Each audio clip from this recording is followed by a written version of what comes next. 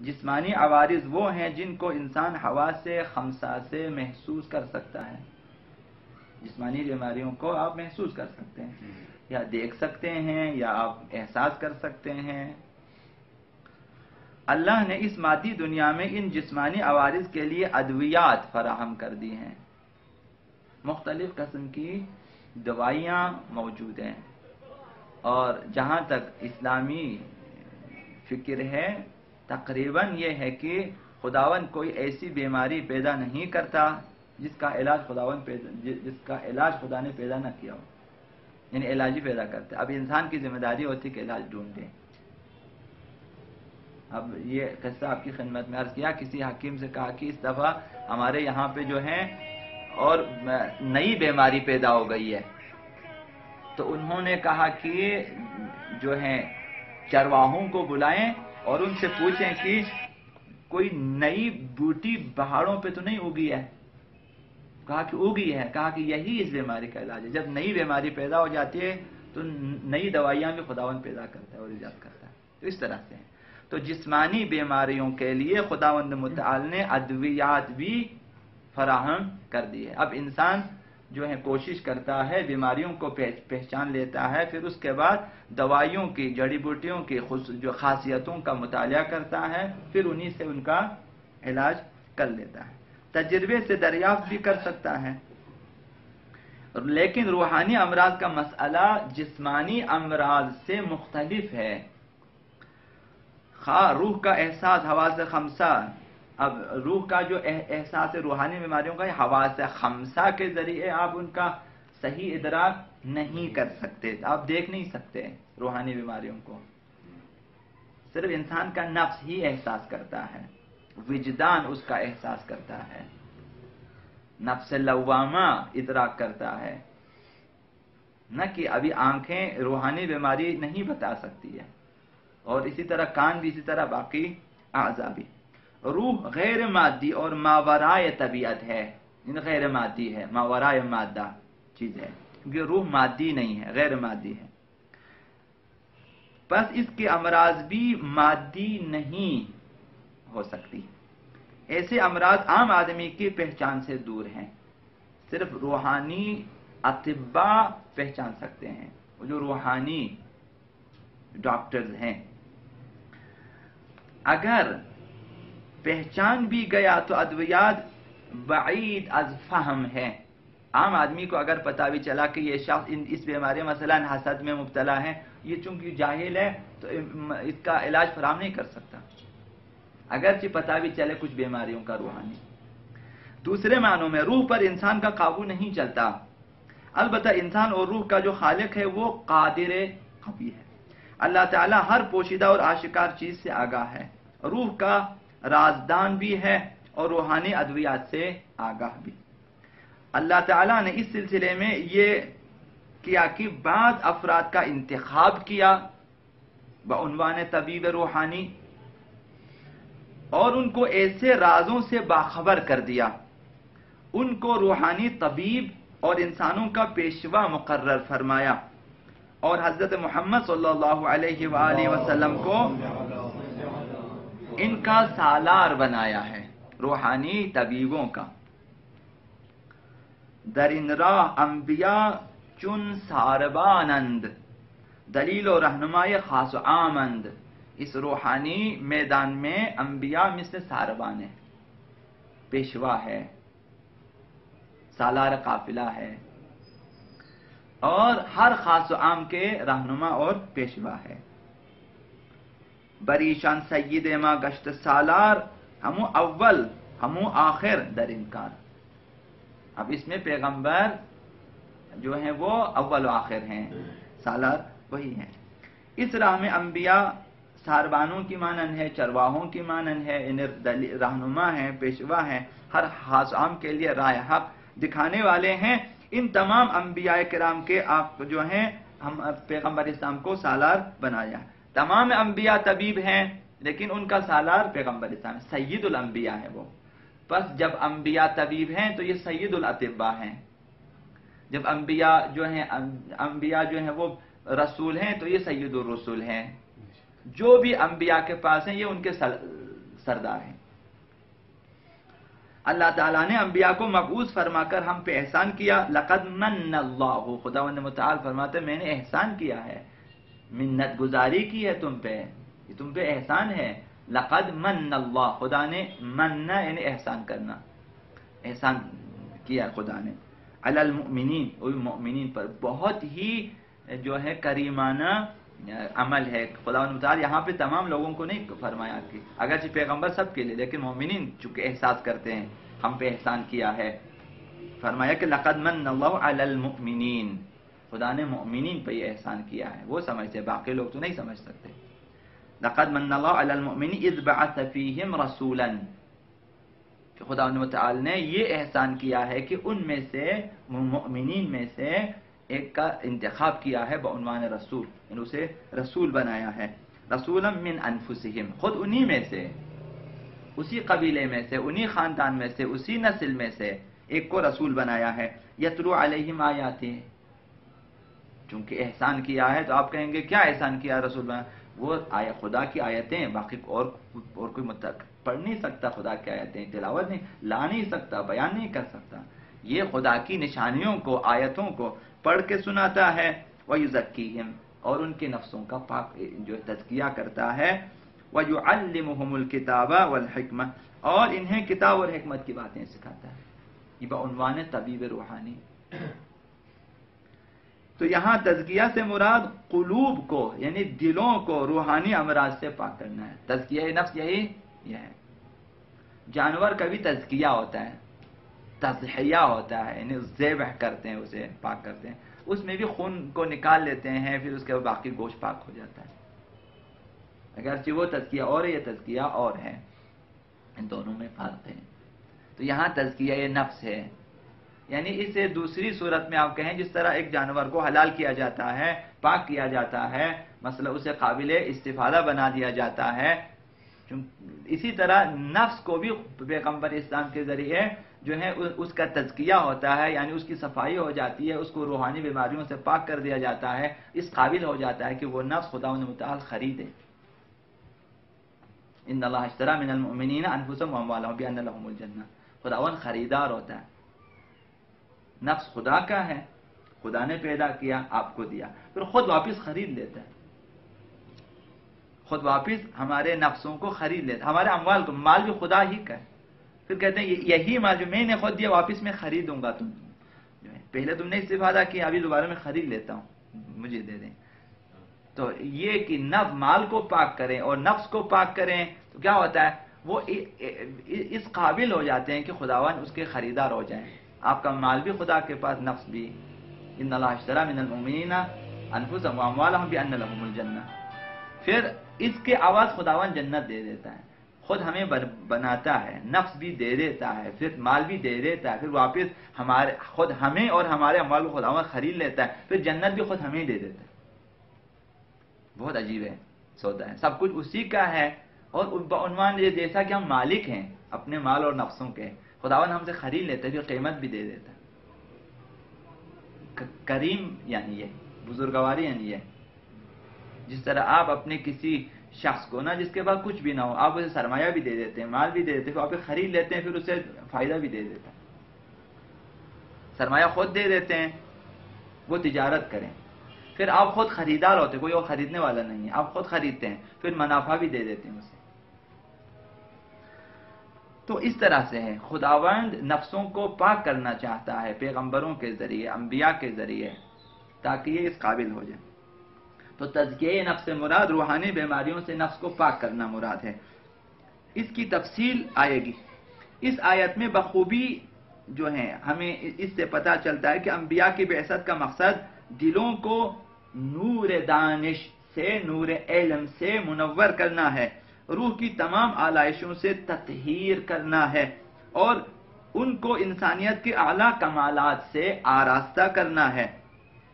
ارشاد پیغمبر خدا ہے صلی اللہ علیہ وآلہ، بعثت لأتمم مکارم الاخلاق، میں مبعوث ہوا ہوں، میں بھیجا گیا ہوں خداوند متعال کی طرف سے تاکہ اچھے اخلاق کو کمال تک پہنچا دو، اخلاق، مکارم اخلاق اور فضائل اخلاقی اقدار کی تکمیل کروں، तुम यानी इंसानों में कोई बाहर तो कोई ऐसी चीज नहीं है अखलाक नामी की, पैगंबर उसको रोजाना पानी दे दे के बढ़ाए बोले कामिल हो गया ना। इंसानों में अखलाक को कामिल करें, खुद कामिल हैं, इन्नका लअला खुलुक़िन अज़ीम, वो फिर जो खुद कामिल हैं अखलाक में। जिस तरह एक इंसान के लिए मुमकिन है कि अखलाक को कामिल करे, पैगंबर इस्लाम कामिल अकमल हैं, कामिल अकमल हैं, तो वहां किसी चीज की इंसान होने के नाते कमी नहीं है, अगरचे महदूद है लेकिन कमी नहीं है। तो इंसान ये कामिल में से सर फहरिस्त पैगंबर इस्लाम है, वो कामिल है। वो चाहते हैं हमारे अंदर भी अखलाक को कामिल कर दें, थोड़ा थोड़ा करके तज़किया करें और बता दें कि कामिल हो जाए। तो पैगंबर के आने का एक मकसद, खुद पैगंबर इस्लाम ने फरमाया कि अखलाक अखलाकी कदरों की तकमील है। खुदावंद करीम ने अजीमुश्शान पैगंबर के हमरा अजीमुश्शान किताब भेजी है। तो एक तरफ खुदावंद मुतआल ने अंबिया को भेजा है बउनवान तबीब,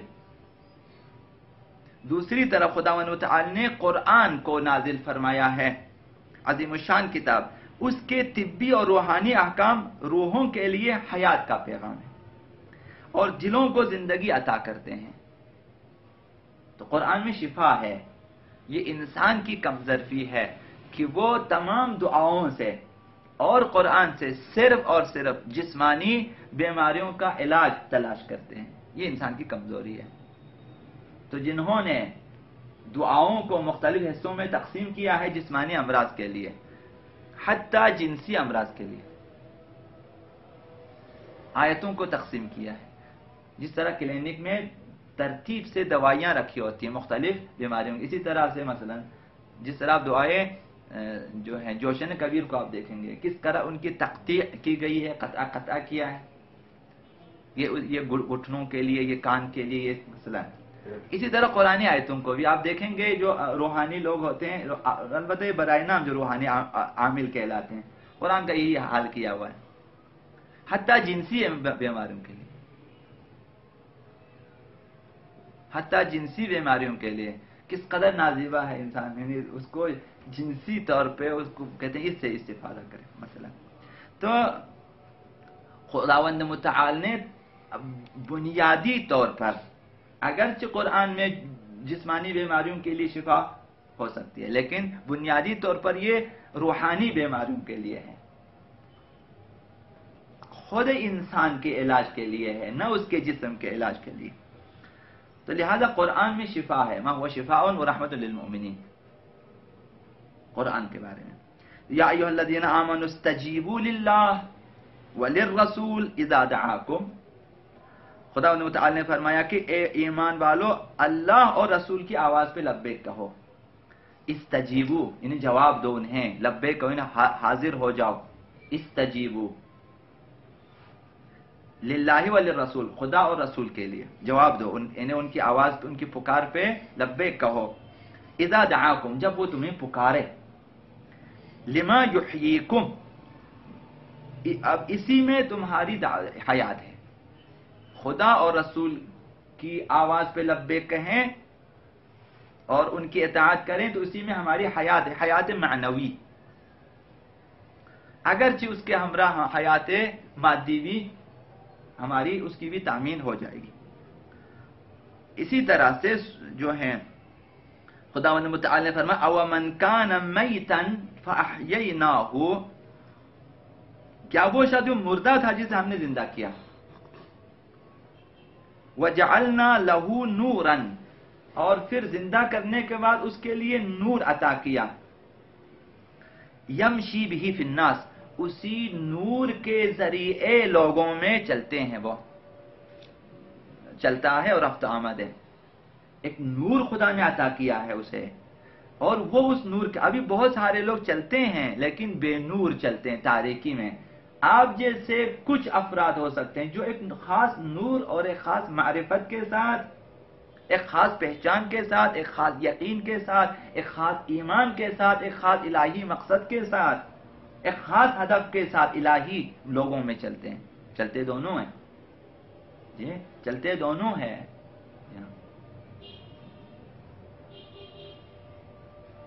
दाना ये फिल फिल सिया हो खाले महबूबन सिया, اما ان کجا و ان کجا، چلتے سب ہیں لیکن چلنے میں فرق ہے. جس طرح سیاہی میں فرق ہے، ایک سیاہی خوبصورتی ہے، ایک سیاہی کالک ہے جسے دھونا پڑتا ہے. اسی طرح سے چلتے سب ہیں لیکن چلنے میں فرق، ایک نور کے ساتھ اور ایک ظلمت کے ساتھ لوگوں میں چل. خدا نے بتایا وہ شخص جس سے جو مردہ تھا ہم نے اسے زندگی دی اور اسے نور دیا، وہ اس نور کے ساتھ لوگوں میں چلتا ہے. کمم مثلہ فی الظلمات، کیا وہ اس شخص کی طرح ہے جو تاریکیوں میں ہے. لیس بخارج منہا، اور تاریکیوں سے نکل بھی نہیں سکتا ہے. دو قسم کے لوگ ہیں، ایک مکمل تاریکی میں ہے اور نکل بھی نہیں سکتا. یہ وہی جاہلان مرکب ہیں کہ جو جاہل ہیں اور اس سے بھی جاہل ہیں کہ وہ جاہل ہیں، یعنی اپنی جہالت سے بھی بے خبر ہے. یہ بہت بری بیماری ہوتی ہے. جاہل ہونا اتنا عیب نہیں ہے جتنا جاہل مرکب ہونا عیب ہے. جاہل ہیں اور عالم ہیں اپنی جہالت سے تو وہ جہالت سے نکل سکتا ہے. ایک انسان مثلا آپ کے پاس بینائی ہے اور آپ کو نور اور روشنی کا پتہ چلتا ہے، تو جب تاریکی چھا جائے گی آپ کو پتہ چلے تاریکی ہے اور اس سے اس طرح میں نکل سکتا ہوں. لیکن ایک انسان اندھا ہے تو دن رات ایک جیسے اس کے لیے، تو کبھی بھی نہیں. آپ جتنا بھی لائٹ جلائیں وہ روشنی کی طرف نہیں آ سکتا، چونکہ اس کے پاس وہ بینائی نہیں ہے، وہ نور نہیں ہے، وہ وسیلہ نہیں ہے جس کے وسیلے سے. تو یہی دانائی اپنی جہالت کے سلسلے میں یہ بہت بڑا علم ہے. سوال کرنا کہا کہ نصف العلم ہے. السؤال نصف العلم. سوال ایک نور کی وجہ سے انسان کے ذہن میں پیدا ہو جاتا ہے. جہالت سے آگاہی ہے تب اس کے ذہن میں سوال پیدا ہو جاتا ہے، کیونکہ میں نہیں جانتا. آپ جانتے ہیں کہ آپ نہیں جانتے تو سوال کرتے ہیں. لیکن جو لوگ جہالت میں اور اپنی جہالت سے بھی ناآشنا ہے تو وہ کبھی سوال نہیں کرتا. پھر میں کس چیز سوال کروں، کیونکہ اپنی جہالت و نادانی سے. تو یہ جو جاہلان مرکب ہیں یہ ہمیشہ گمراہی میں ہے اور تاریکی میں ہے، اور روحانی علاج ان کا ناممکن ہے. جس طرح پہلے عرض کی آپ کی خدمت میں، اگر آپ کے ذہنوں میں ہو، ایسا ہوتا ہے کہ انسان کی معلومات کا جو صندوقچہ ہے وہ بھر جاتا ہے، تو بعض لوگ اس سے قلف نہیں کرتا، اسے تالا نہیں لگاتا، لاک نہیں کرتا اسے. بعض لوگ اسے لاک کر دیتے ہیں. معلومات بھر گیا اب اسے لاک کر دیتے ہیں. اچھی معلومات بری معلومات جو بھی ہے پھر اس کی حفاظت بھی کرتا ہے، دفاع بھی کرتا ہے، کبھی بھی اس صندوق کا منہ کھولنے کے لیے آمادہ نہیں ہوتا. تو جتنی غلطیاں ہیں، جتنی کمزوریاں، آپ اسے بتائیں کہ آپ کے اس معلومات والے بکسے میں یہ چیزیں غلط ہیں، وہ کبھی تبدیل کرنے کے لیے آمادہ نہیں ہوتا. اب جو طالب علم ہیں، جو لوگ مثلا اپنی جہالت سے آشنا ہیں، وہ معلومات ان کے پاس ہیں، غلط بھی ہیں اچھے بھی، لیکن وہ صندوق کو لاک نہیں کرتا. ان میں گنجائش ہوتی ہے کہ اگر کسی نے بتا دیا کہ یہ چیز غلط ہے، صندوق کھولیں، اس کو نکالیں، اس کی جگہ کوئی اچھی چیز ڈال دیں. یعنی آپ اپنے اندر جو معلومات ہے اس کی ہمیشہ تصحیح کریں گے تو یہ ان کی جو ہے وہ ان کا تزکیہ ہو سکتا ہے، اور ان کی تربیت بھی ہو سکتی ہے. لیکن جنہوں نے اپنے معلومات کے بکسے کو لاک کر دیا، اب جو میں سمجھتا ہوں وہ آخری ہے، اس میں کبھی تبدیلی نہیں ہو سکتی. حتیٰ جو لوگ قرآن غلط پڑھے وہ ہمیشہ آخر تک غلط ہی پڑھے، اس کبھی صحیح نہیں کرے گا. بعض لوگوں کی نمازیں غلط ہیں، اگر لاکھ بتا دیں کہ یہ نماز غلط ہے اس طرح سے، وہ کبھی بھی نہیں مانے گا، چونکہ لاک کیا ہوا ہے، اس کو سیل کر دیا ہے کہ اب اس میں تبدیلی ناممکن ہے. یہ وہ لوگ ہیں جو ہمیشہ تاریکی میں رہیں گے. کمم مثلہ فی الظلمات لیس بخارج منہا. تو اس کی مثال اس جیسے شخص کی ہو سکتی جو اندھیروں میں پھنسا ہوا اور ان سے نکل بھی نہیں سکتا. زندہ دلا مردہ ندانی کی کیس ان کی ندارت بخدا. شیخ سعدی نے فرمایا کہ اے زندہ دل تو نہیں جانتا کہ مردہ کون ہے. مردہ وہ ہے جو یاد خدا میں نہ ہو. زندہ دلا مردہ ندانی کی کیس ان کی ندارت بخدا اشتغال، جو خدا میں مصروف نہ ہو، یاد خدا میں نہ ہو، وہی مردہ ہے اصل میں. تو قرآن مجید میں ارشاد ہوا کہ من عمل صالحا من ذکر و انثى وهو مؤمن. ایمان اور عمل صالح، جو بھی مؤمن یا مؤمنہ، ذکر و انثى، اس میں خصوصیت کے ساتھ ذکر کیا. اگرچہ خالی مؤمنین کہہ لیتے اس میں عورتیں خواتین شامل ہو جائے، لیکن خصوصیت کے ساتھ کہا کہ اس میں کوئی فرق نہیں ہے مرد ہو یا عورت. من عمل صالحا، جو بھی نیک اعمال، اچھے اعمال کی تعریف ہوئی ہے. دو چیزیں شرط ہیں عمل صالح کے لیے. کیا ہیں؟ حسن فاعلی، حسن فعلی، دونوں شرط ہیں. فاعل عمل انجام دینے والا بھی حسنیت رکھتا ہو اور عمل میں بھی حسن ہو، تب وہ ہو جاتا عمل صالح. یعنی جس طرح عمل انجام دینے والے فاعل عمل کے لیے شرط ہے کہ ایمان ہو، مسلمان ہو، تقوی ہو، اخلاص ہو، یہ حسن فاعلی ہے. اور خود عمل بھی اچھا ہو، شریعت کے قوانین کے مطابق ہو تب. یعنی کافر اگر نماز پڑھے حسن فعلی ہے، حسن فاعلی نہیں ہے، کیونکہ اس میں شرائط نہیں ہے. مومن اگر گناہ کرے تو حسن فاعلی ہے لیکن حسن فعلی نہیں ہے، تو فعل غلط ہے. اگرچہ آپ مومن ہیں، ایمان رکھتے ہیں، لیکن فعل غلط ہے. تو دونوں ہونا چاہیے، ایمان اور عمل پاکیزہ عمل. تو من عمل صالحا من ذکر و انثی، مذکر مؤنث میں سے مومن مومنہ جو بھی اچھا عمل انجام دے گا وہ مومن ہے، وہ مومن. فلنحیینہ حیات، ہم انہیں حیات طیبہ پاکیزہ زندگی عطا کرتے ہیں. تو جو ہے دنیا میں بھی اور آخرت میں بھی پاکیزہ زندگی انہیں عنایت ہوگی. جو دل کفر و نفاق کے باعث مردہ ہو چکے تھے، قرآن مجید نے اپنے محکم دلائل سے انہیں نئی زندگی عطا کی ہے. یعنی قرآن میں شفا اور روحانی علاج عادت کرنا. پس قرآن مجید تمام باطنی عوارض کے لیے سراسر شفا ہے. وہ شفاء لما فی الصدور، دلوں کی بیماریوں کے لیے اس میں شفا ہے. قل هو للذین آمنوا ھدی و شفاء، پیغمبر آپ کہیں کہ یہ قرآن جو ہے ایمانداروں کے لیے سراپا ہدایت بھی ہے اور شفا بھی ہے. وَنُنَزِّلُ مِنَ الْقُرْآنِ مَا هُوَ شِفَاءٌ وَرَحْمَةٌ لِلْمُؤْمِنِينَ، یہ قرآن جو ہے اس میں شفا ہے اور رحمت ہے مؤمنین کے لیے. پس قرآن مکمل شفا ہے.